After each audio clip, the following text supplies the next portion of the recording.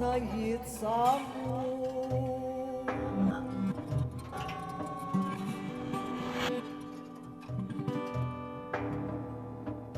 Welcome to Things You Should Know, Civil War Edition. Today we're moving from the Battle of Pine Bluff and over to Hamilton County, Tennessee, to a place called Brown's Ferry.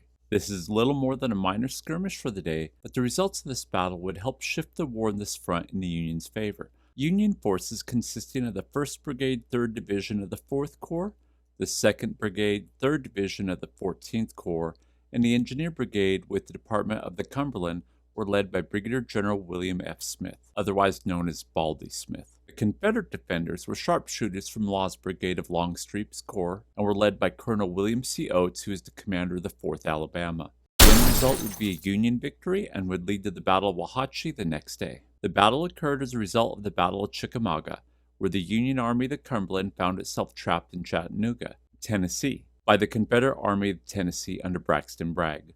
Unable to capture the city directly, Bragg decided to besiege it, hoping to starve the Union forces into surrender or retreat.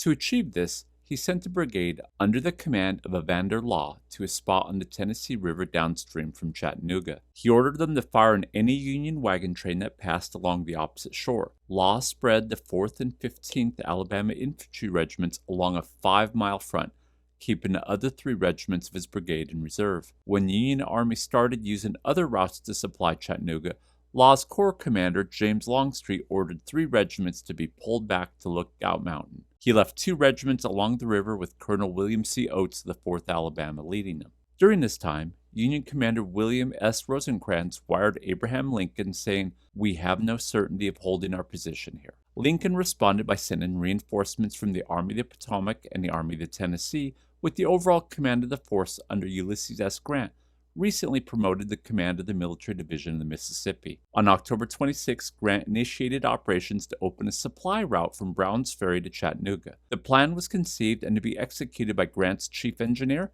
Brigadier General William F. Baldy Smith. Hardtack, an Army food staple, was usually despised by men who were forced to eat it on a constant basis. However, with food running low, the soldiers began to cry out even for the hardtack crackers. Thus, the proposed supply line was dubbed the Cracker Line. The battle itself began as Baldy Smith was given command of 2 brigades under Brigadier General William B. Hazen and John B. Turkin, along with the Engineer Brigade under Colonel Timothy Robbins Stanley. Turkin's men could march overland across the bend in the Tennessee River called Moccasin Point and hold the east bank at Brown's Ferry. Hazen's men had a tougher job. They're divided into 50 squads of 21 men each squad consisting of 20 soldiers and 1 officer. Hazen's men would ferry down the river in pontoon boats manned by Stanley's men. A 3rd column under Major General Joseph Hooker would come in from Bridgeport, Alabama to help Hazen's men if needed. At 3 a.m., Hazen's men sneaked onto pontoons and quietly rowed around Moccasin Point, past Lookout Mountain pickets. Using the river's current, they moved quickly, and an early morning fog helped hide their tracks. They planned to land at the Ferry Landing and another gorge downriver. On October 27th, 1 company guarded the ferry, while 5 companies were nearby in reserve. Hazen's men reached the landing point at 5 a.m., mostly in silence. Some of the storming parties missed their targets, but they still managed to reach the landing points.